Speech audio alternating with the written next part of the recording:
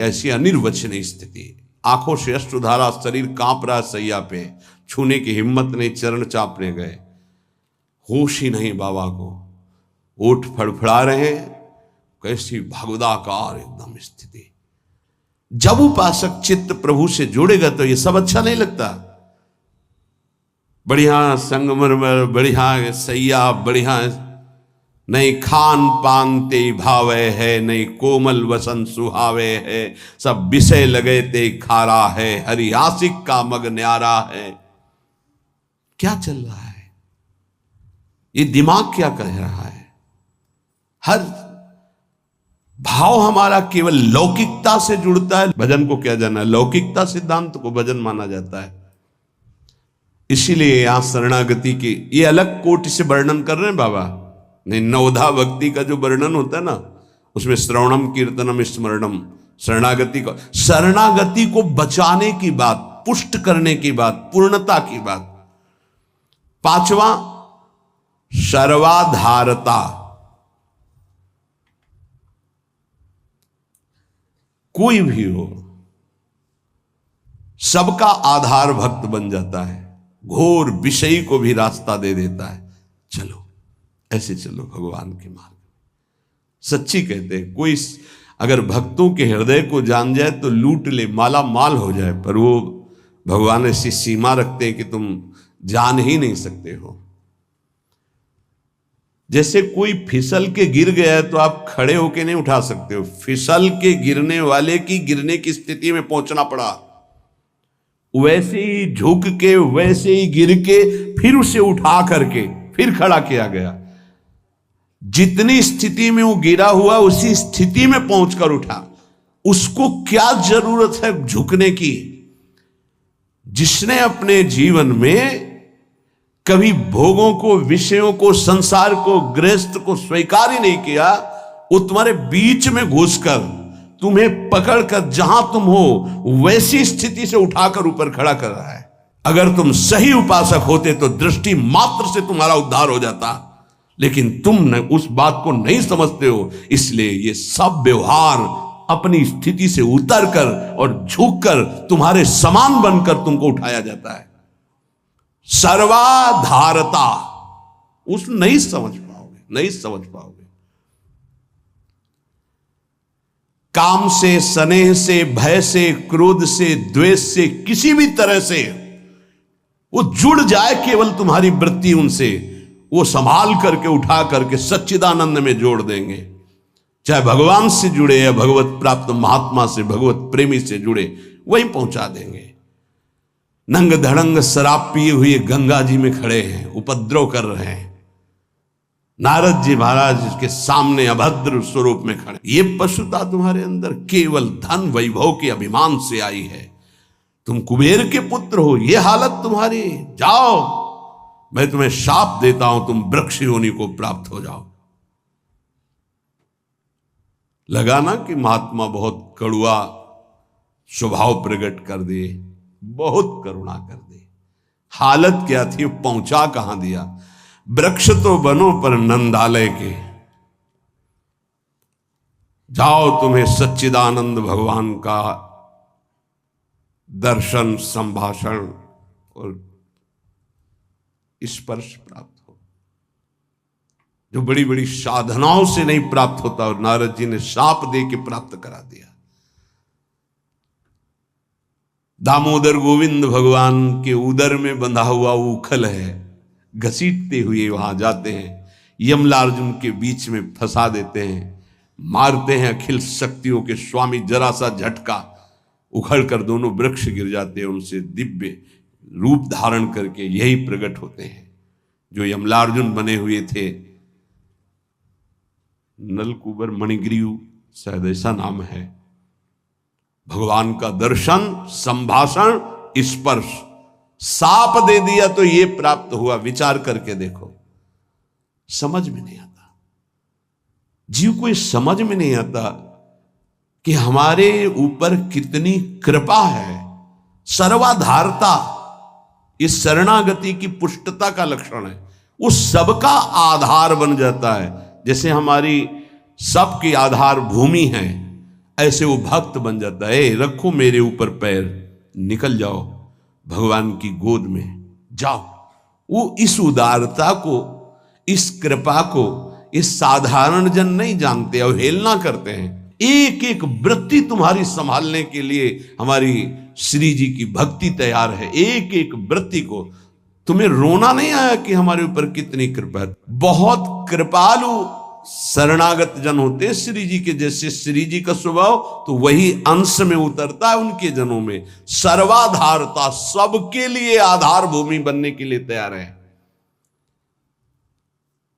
छठवां, पूर्ण विश्वास अपने इष्ट पर। जैसे राम काज के लिए लंका में प्रवेश कर रहे हैं हनुमान जी महाराज, घोर निशाचरी स्थिति है लंका में। अब एक महाभागवत तो बहुत जे भी प्रवेश कर रहे हैं तो पहले श्री राम जी का स्मरण करके अपने हृदय में भगवान को देखकर हृदय में स्मृति बसा के प्रवेश करते हैं। क्या भाव? प्रविश नगर की जय सब काजा, हृदय राख कौशलपुर। जब किसी भी साधक या किसी से भी भगवान का निज जन उसे उठाने की तो पहले प्रभु जा रहे हैं, बहुत फिसलन है नाथ, पकड़े रहना। जैसे कोई डूब रहा है उसको निकालने जा रहा है, प्रयास करेगा, लेकिन वो जो डूब रहा है वो प्रयास करेगा उसको डुबोने का, क्योंकि वो सांस लेना चाहता है। ऐसे जो काम में डूब रहा है, क्रोध में डूब रहा है, मोह में डूब रहा है, नाना प्रकार के भोगों में डूब रहा है, उसको निकालने के लिए जाओगे, वो पहले तुम्हें उसमें डुबोने की कोशिश करेगा। तुम्हारे अंदर काम, तुम्हारे अंदर क्रोध, तुम्हारे अंदर लोभ, क्योंकि उसी वृत्ति से वो अपना भाव स्वीकार करेगा। तब श्री जी से पहले बात होती, श्री जी, हे प्रभु, हे प्रियाजू, बहुत फिसलन की जगह में आपकी सेवा कार्य होने जा रहा है। उस जीव को पकड़कर उसकी वृत्ति को आप तक, स्वामिनी आप पकड़े रहना। आप ऐसे पकड़ो, हम ऐसे पकड़ते हैं, तब हो सकता। अगर आपने छोड़ दिया तो बहुत फिसलन में है, गिरने की संभावना है। पूर्ण विश्वास, दृढ़, मेरी स्वामिनी इसका मंगल करके रहेंगी। सातवां, सर्वाराध्यता। ऐसा भाषण, ऐसी चेष्टा, ऐसा व्यवहार कि वो सब के द्वारा पूजनीय बन जाए। ये शरणागति का सातवां लक्षण, सर्वाराध्यता। उपासक का ऐसा स्वभाव, ऐसा व्यवहार, मृदुता कि सब उसकी आज्ञा का पालन करने लगे। ऐसी इस शरणागति की पूर्णता का स्वरूप सर्वाराध्यता। हंस बोले बहुमान दे। सर्वाराध्यता ये उनका गुण होता है। नहीं नहीं, कोई बात नहीं, आप ऐसा शांत हो जाइए, आप कोई बात नहीं। बहुत सावधान। शरणागति कोई खिलवाड़ नहीं, और शरणागति हो गई तो सब पूर्ण हो गया। अखिल लोक चूड़ामणि भगवान शरणागत के अधीन हो जाते, अहम भक्त पराधीन हो। आठवां है अनन्यता। अपने इष्ट की, कल एक उपासक की परीक्षा का समय आता है, छमाही सालाना चर्चा हो। उसका शब्द था कि शरीर छोड़ना मेरे लिए सहज है, लेकिन उपासना के विषय में एक भी शब्द में किसी से भी, चाहे वो रिश्ता हो, संबंध हो, स्वीकार नहीं कर सकते। बहुत देखा, बहुत सुना, बहुत सब। अब उपासना के विषय में अगर मेरी उपासना में कोई बाधा पड़ेगी तो मैं सब कुछ छोड़ सकता हूं। शरीर छोड़ना मेरे लिए सहज, उपासना नहीं। उपासना में अगर कोई नहीं, बस इस बात से उस समय तो नहीं कहा जाता बड़ाई की, हाँ शाबाश, नहीं, ठीक है, ठीक है, अच्छे विचार। अरे एकांत में जब मनन होता है तो आशीष निकलता है। हाँ, ऐसे ही अपने आराध्य देव की अनन्यता पे फर्क नहीं पड़ना चाहिए, इसी से भगवत प्राप्ति होती है। हे 4 दिन के पति पुत्र परिवार के संबंध हैं, अनंत काल का संबंधी मेरा उससे मिलने का अवसर आया है। अब ये सब माने हुए नहीं, जो है उनके लिए है प्रभु मेरे प्रीतम, मेरे पति, मेरे प्राणनाथ, मेरे जीवन, ये माने हुए हैं। 30 वर्ष पहले तुम जानते भी नहीं थे कि कौन है जिनको तुम पति, पुत्र, परिवार, प्रीतम, क्या क्या भाव। और 30 वर्ष बहुत बहुत प्लस और जोड़ लीजिए, इसके बाद खाक में मिल जाएगा तुम्हारा तन और उनका भी तन। ना वो संबंध रहेगा ना वो परिचय रहेगा।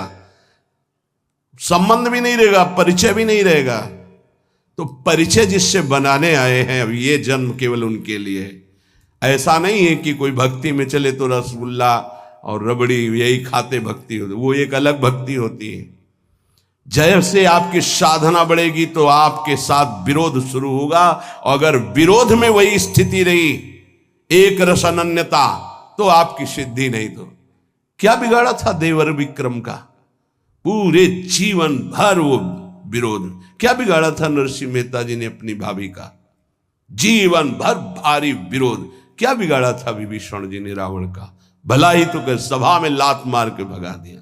क्या बिगाड़ा था विदुर जी ने धृतराष्ट्र और दुर्योधन का? गांव के बाहर एक अकिंचन की तरह कुटिया बना के नहीं पानाते। ये बहुत सूक्ष्म विषय। अपने इष्ट की अनन्यता में कोई फर्क जीवन में नहीं आना चाहिए, चाहे जैसी परिस्थिति आ जाए। इष्ट और गुरु संबंध में कोई फर्क नहीं पड़ना चाहिए। बहुत संबंध देखे, हर संबंध का निर्वाह उतना ही करेंगे जितना इष्ट और गुरु के संबंध में बाधा नहीं पड़ेगी। इष्ट और गुरु के संबंध में बाधा पड़ जाए से हर संबंध में आग लग जाए। जाके प्रिय न राम वैदेही, तजिए ताहि कोटि वैरिशम जद्यप परम सनेही। अगर अपने को समझता है कि मेरे द्वारा भरण पोषण होता है, जात से तेरा पानी भी नहीं पिएंगे, देखते हैं शरीर चलता है नहीं। निकल करके हम चौराहे पे बैठ जाते, देखते हैं वो विश्वंभर मुझे रखता है कि नहीं। वो अनंत ब्रह्मांडों का सृजन करने वाला एक क्षण में सब कुछ ठीक कर देगा। क्या चरित्र भक्तों के ऐसे ही मनोरंजन के लिए नहीं पड़े जाते? ये आदर्श है। महाजनों गतेन सपन था। रत्नावती जी के लिए मारने के लिए क्या उपाय नहीं किया माधव सिंह ने। मैं राजा हूं, मेरी ये रानी, और ऐसा उद्दंडता, मुड़ मुड़ा के संतों के बीच में बैठना। सीम की चाप सके को तासु, बड़ रखवार रमापति जासु। भक्ति मार्ग में, भगवत मार्ग में यदि कदम रखा है तो अपने मार्ग नहीं छूटना चाहिए, चाहे प्राण छूट जाए। ये आखिरी बाजी है। ये सब छूटेंगे माने हुए पति, पत्नी, पुत्र, परिवार, भाई, बंधु। इनका कोई अस्तित्व नहीं है। आज नहीं तो कल ये छूटेंगे ही। लेकिन जिनके लिए जन्म जन्मांतर से भटक रहे, उन प्रभु को नहीं। अगर तुम्हारी समझ में आ रही हो तो बात पकड़ लो। तजो पिता प्रहलाद, विभीषण बंधु, भरत महतारी, गुरुबल तजो, कंत ब्रज बनितन, भे मुद मंगलकारी। स्वयं मंगल नहीं, सबका मंगल करने वाले वो महापुरुष बन गए, जिन्होंने भगवान के आश्रय में मेरे कारण मेरे प्रभु श्री राम को 14 वर्ष का वनवास, मेरे को राजगद्दी, जा पापिनी आज से तेरा कभी मुख नहीं देखूंगा और कभी मां नहीं कहूंगा, भरत जी ने कहा। साष्टांग दंडवत पिताश्री कह के प्रहलाद जी बात करते थे हिरण्यकश्यप से। जिस समय भगवान के मार्ग का विरोध किया तो कहा, जा आज के बाद कभी पिता नहीं, दैत्यराज, ऐसे संबोधन। 5 वर्ष का बालक। कहीं भक्ति में प्रभु के संबंध में कोई भी संबंध बाधा पहुंचावे तो भगवत संबंध नहीं छोड़। जहां तक हमारी भक्ति की पुष्टता है वहां तक हम निर्वाह कर सकते हैं। अगर हमारी भक्ति के नष्ट होने का विषय आता है तो तजिए ताहि कोटि वैरिशम जद्यप परम सनेही। अगर निष्ठा पकड़ पाओगे तो पार हो जाओगे, नहीं अपने और परिवारजनों के और सगे संबंधियों के हृदय में ही दैवी माया प्रेरणा करती है कि आप इसके मार्ग को रोकिए और भ्रष्ट कीजिए। हमारी बात को पकड़ लेना। जाके प्रिय न राम वैदेही, तजिए ताहि कोटि वैरिशम जद्यप परम सनेही। हम उतनी अनुकूलता आपको देने के लिए तैयार हैं जितने से हमारी भक्ति सुरक्षित है। और हमारी भक्ति में बाधा पड़ेगी तो हम अपने शरीर को भी बर्दाश्त नहीं करेंगे। फिर आपकी बात क्या है? ये उपासक के हृदय में होना चाहिए। ये अगर आराध्य देव की निष्ठा में ये बात नहीं तो फिर क्या बात है? फिर है ही क्या बात है, फिर तो वास्तविक नाटक हो गया, जीवन नाटक हो गया। आप समझ नहीं सकते तुम क्या शरणागत होते हो, वो शरण तुम्हारे लिए समर्पित हो जाता है, तुम समझ ही नहीं पाते हो।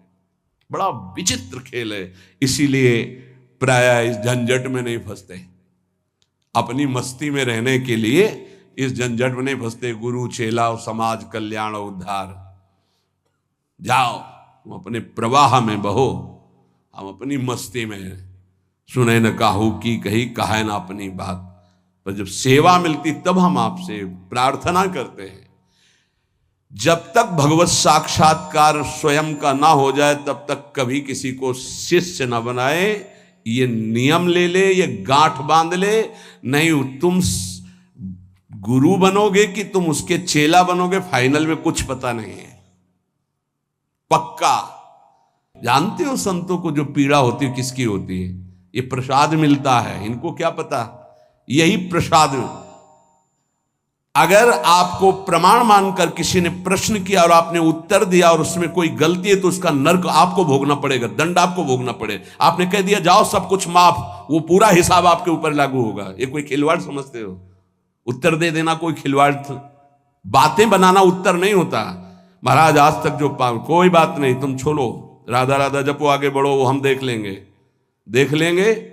ऐसे आया कैसे? जैसे महाप्रभु चैतन्य देव ऐसे करके गंगा जल में खड़े करके पाप ले रहे हैं, तो उन्हीं के चरण आश्रित हैं भक्तजन, उसी प्रेमावतार, उसी भगवत स्वरूपों के। आप क्या जानते हो इस राज से? जो आज तुम चैन से मुस्कुराकर बात करते हो तो तुम्हारे जीवन में कुछ ट्रांसफर हुआ है। तुम्हारा उधर और उधर का उधर अगर जान जाओ तो रोते रहोगे कि हम पर कितनी कर, फिर भी हम उनकी अवहेलना करते हैं। सच्ची कहते हैं कि हमारी बड़ी दुर्दशा है हम लोगों की कि हम ऐसे गुरुजनों का, ऐसे कृपालु आराध्य देव की कृपा की अवहेलना करते हैं। वो कृपा पे कृपा करते जा रहे हैं, हम उनकी अवहेलना पे अवहेलना करते चले जा रहे हैं। वो समेट करके आपको इसी जन्म में भगवत प्राप्ति करना, आप फैलाकर अनेक जन्मों के लिए इतिहास रचना चाहते हैं। बड़ा विचित्र खेल, बहुत विचित्र खेल। इसीलिए जो चतुर सुजान होते हैं वो इस गुरु चेला के संबंध में नहीं फंसते। हमारी सामर्थ्य नहीं प्रभु, किसी और को बनाई, राधा राधा राधा। प्रभु भगवान की लीला होती है। ये जो सेवा मिलती तो सामर्थ्य देते हैं, उन्हीं का कृपा प्रसाद। पर हम इतना जरूर कहते हैं, जब तक भगवत साक्षात्कार ना हो जाए तब तक किसी को शिष्य ना बनावे। पक्की बात, शिष्य बनाना कोई मजाक नहीं है। हरे शिष्य धम शोक न हरे, सो गुरु घोर नरकमा परे। जैसे किसी की बेटी सयानी हो जाए तो ब्याह के लिए पिता की चिंता बढ़ जाती है, चाहे वो जनक जी जैसे ही क्यों ना ज्ञानी हो। ऐसे ही शिष्य बनाने के बाद पूरा भार गुरु के ऊपर आ जाता है। इसका आचरण पवित्र हो, इसका जीवन श्री जी से मिले, इसका कैसे स्वभाव बदले, ये कैसे निष्काम बने। आपने जो संबंध बनाया उस संबंध को पूर्ण कर लो, श्री जी से मिल जाओ। ये बड़े बड़े जो महापुरुष दैन्य भाव से आपको प्रार्थना करते हैं कि मैं आपसे प्रार्थना करता हूं भाई, हे सखे, हे मित्र, ये हम समझ नहीं पा रहे। सर्वाधारता, पूर्ण विश्वास, सर्वाराध्यता और आठवां अनन्यता और नवां निज स्वरूप सामर्थ्य विस्मरण। इस शरणागति, पूर्ण शरणागति, निज स्वरूप सामर्थ्य विस्मरण, ये प्राय प्रेमी जनों में पाई जाती है। अपार सामर्थ्य है लेकिन एक साधारण आदमी उनको अपमानित करके चला जाता है, कभी दंड विधान नहीं करते। करत जे अनुसैन निंदक, तिनहु पे अनुग्रह कियो। निज स्वरूप विस्मरण, आराध्य देव में इतनी तन्मयता कि मैं आराध्य देव का चिंतन कर रहा हूं ये भी भूल गए। ब्रह्म नहीं, माया नहीं, नहीं जीव नहीं काल, अपनी ही सुदिना रही एक ये नई बात बाबा से मिली है। जो नौ शरणागति के स्वरूप जैसे 9 शास्त्र में जब पढ़ो तो श्रवणम कीर्तनम स्मरणम विष्णुपाद सेवनम अर्चनम बंदनम दास्यम सख्य आत्मनिवेदनम, पर पूज्य पाद उड़िया बाबा जी ने पहला दैन्यता, दूसरा निष्कपटता, तीसरा सत्यता, चौथा सर्वसमर्पण, पांचवा सर्वाधारता, छठवां पूर्ण विश्वास, सातवां सर्वाराध्यता, आठवां अनन्यता, नवा निज बल निज स्वरूप विस्मरण। निज बल निज स्वरूप विस्मरण, कोई तपस्या का बल, साधना का बल, इसका स्मरण नहीं, अपनी भी स्मृति नहीं। एक रहे हो नंदलाल, अपनी ही सुधि ना रही हो, एक रहे हो नंदलाल। ये जो 9 शरणागति की वार्ता हुई, इस पर विचार किया जाए। शरणागति पुष्ट होनी चाहिए। शरणागति पुष्ट होने के लिए सबसे पहला लक्षण है दैन्यता। जो जितना झुकता है वो उतना महान होता है। झुकने वाला ऐसा नहीं कि जिसके प्रति झुक रहा है वो महान है, ऐसा नहीं। जो झुक रहा है वो महान है, दैन्यता। दूसरा है निष्कपटता। हमारे प्रभु की शरणागति की पुष्टता के लिए, शरणागति के तो अलग भाव वर्णन, हमारी शरणागति पुष्ट रहे, नष्ट ना हो। भगवत शरणागति पुष्ट तो भगवत प्रेम निश्चित प्रकाशित होता है। उपासक को देखना चाहिए कि दैन्यता है कि अभिमान है हृदय में। दैन्यता का स्वरूप है किसी भी तरह से हमें गाली दी जाए, अपमान किया जाए, निंदा किया जाए, तिरस्कार किया जाए तो मुझे ऐसा ही लगे कि मैं ऐसा ही हूं, इसी का पात्र हूं। उसे दैन्यता कहते हैं। वाणी से हम माइक से बोलेंगे कि हम अधम हैं, बड़े नीच हैं, बड़े ऐसे हैं, ये भी दैन्यता की भाषा है। और हाथ जोड़कर प्रणाम मुद्रा में रहेंगे, ये भी दैन्यता की मुद्रा है। लेकिन यहां हृदय की दैन्यता को कह रहे हैं कि जब कोई दूसरा कहे तू नीच है, अधम है, पाखंडी है, दंभ करता है, भक्ति नहीं है, और अपने को सीधी बात ये लगे कि सही बात है, मैं ऐसा ही हूं, इसे दैन्यता कहते हैं। शरणागति हमारी जो विक्षिप्त हो जाती है, जो दोषयुक्त हो जाती है, जो पूर्ण नहीं हो पाती शरणागति, उसका कारण देहाभिमान, उसका कारण गुणाभिमान, साधनाभिमान, इनमें से कोई न कोई अभिमान होता है। इसलिए कह रहे सबसे पहला लक्षण बाबा की विचार में दैन्यता, और ये बहुत प्रिय है दैन्यता भगवान को।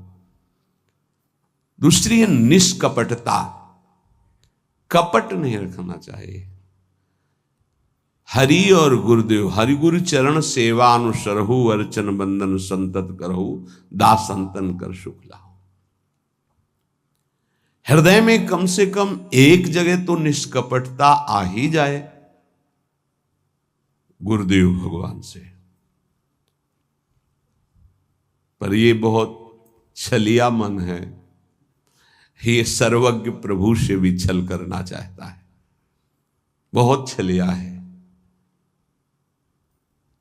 अगर हमारी शरणागति का अपहरण कोई करता है तो अभिमान और कपट। दूसरा जब निष्कपटता है तो कपट अगर है तो हमारी शरणागति ढक जाएगी। मोहि कपट छल छिद्र न भावा, मेरे प्रभु कह रहे हैं। यही दरबार दीन को आदर, पक्की बात। पहला है दैन्यता, दूसरा है निष्कपटता। शरणागत उपासक के हृदय में कपट नहीं। कपट का मतलब होता है कि मुख से कुछ और बोल रहे हैं और हृदय में कुछ और है। ये कपट प्रायः अपने लोग बहुत अच्छी तरह हृदय में सजा के रखते हैं, इसीलिए शरणागति पुष्ट नहीं होती। निष्कपटता, जैसे का वैसा, बिल्कुल गुरु के सामने, प्रभु के सामने, उसमें। तीसरा सत्यता। वाणी में सत्य, हृदय में सत्य, आचरण में सत्य, सत्य धर्मयुक्त। असत्य संपूर्ण संसार के भोग और संबंध है। किसी भी संबंध और भोग में प्रियता है तो शरणागति का अपहरण हो जाएगा। सत्य श्री भगवान, नाम, धाम, लीला, रूप, प्रेमी जन, इसके अलावा सब मिथ्या। जितना कुछ देख रहे हो परिणाम देखा जाता है, परिणाम में सब झूठा। चौथा, सर्व समर्पण। सर्व शब्द लगा हुआ है, तन मन प्राण एक एक वृत्ति केवल अपने शरण की तरफ। यहां सर्व समर्पण नहीं होता, समर्पण होता है पर सर्व समर्पण नहीं होता। सर्व समर्पण कुछ हमारी पर्सनल वृत्तियां हैं, कुछ हमारी शर्तें हैं, कुछ हमारा है, तो सर्व समर्पण नहीं। सर्व समर्पण दशरथ जी महाराज के श्रीमुख के वचन, नाथ सकल संपदा तुम्हारी, मैं सेवक समेत सुत नारी, सर्वस्व आपका प्रभु। जहां कहीं शरणागति पुष्ट पाई गई तो सर्व समर्पण वाले की, वो चाहे राजा ही क्यों न हो, महाराज शिवाजी, वीर शिवाजी, समर्थ गुरु रामदास जी, सर्व समर्पण। पीपा जी, सर्व समर्पण। कैसा शरणागति पुष्टता का ये लक्षण, सर्व समर्पण। पीपा जी महाराज राजभाव में अपने सब राजवैभव के साथ गुरुदेव श्री रामानंदाचार्य जी के, तो वहां तो पार्षद खड़े रहते थे, सहज में ऐसे थोड़ी मिल सकते हैं। आप जाके प्रार्थना की, कह दो कि महाराज पीपा जी आए हैं और स्वामी जी के चरणों के दर्शन करना चाहते हैं। जाके सूचना दी, जाके कह दो कि हाँ राजा महाराजाओं की कोई आवश्यकता नहीं। स्वामी जी साक्षात भगवान का स्वरूप रामानंदाचार्य जी आए और उनका महाराज का आदेश है कि हाँ किसी राजा महाराजा की जरूरत नहीं। तो उनको लगा मेरे से कोई गलती हो गई। अच्छा, समस्त राज सैनिकों को, राज पोशाक को, सब, और एक साधारण को कहा कह दीजिए कि नीच पीपा दर्शन करना चाहता है श्री चरणों के। अधम पीपा स्वामी जी से कहा, स्वामी जी ने कहा कह दो यहां खड़े खड़े क्या करता है, और समीप में कुआं है वहां गिर जाए। आए और कहा आदेश है स्वामी जी का, वो समीप में कुआं है वहां आप जाकर के गिर जाइए कुएं में। जो आज्ञा। स्वामी जी बिल्कुल नजदीक पहुंच रहे कुएं के। स्वामी जी बिल्कुल अब पहुंच गए हैं, अगला कदम रोक दो, रुक जाओ, वापस आ जाओ। स्वामी जी निकल के आए, दर्शन दिया, जाओ हम स्वयं आएंगे तुम्हारे नगर में, फिर तुम्हें मंत्र और विरक्तता सब प्रदान कर। महापुरुष बना दिया। पीपा जी का पावन चरित्र है, सर्व समर्पण। प्राण समर्पित है, कुएं में गिर जाओ, मतलब तन प्राण सर्व। पहले में राज धन वैभव, बड़ा शरणागति का महामहिम स्वरूप है। ये समर्पणता तो हम दिखाते हैं, लेकिन सर्व समर्पणता नहीं। कुछ अपना है, कुछ आपकी बात मान लेते हैं, इसीलिए वो खिचड़ी बनी रहती, शरणागति नहीं हो पाती। जब उपासक के हृदय में अपना अस्तित्व रहता है तो उसको भक्ति नौटंकी नाटक नजर आती है। अपनी वासना की पूर्ति, अपनी इच्छा की पूर्ति के लिए वो भगवान की उपासना को नाटक समझने लगता है। अगर अपनी वासना, अपनी इच्छा, इसका त्याग कर दिया जाए तो भक्ति का परिचय मिलता है।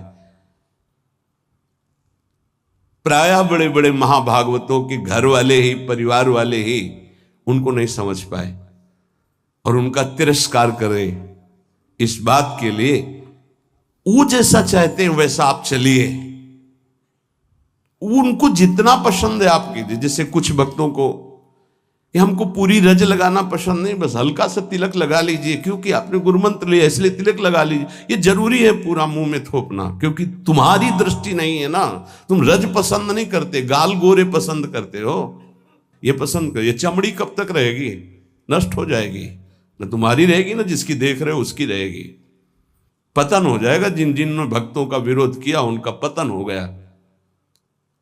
ये सर्व समर्पणता भक्ति में जब साधक चलेगा तो अपने आप आ जाएगा, उसको किसी की कोई परवाह नहीं रहती, अपनी भक्ति में कहीं वो आंच नहीं आने देगा।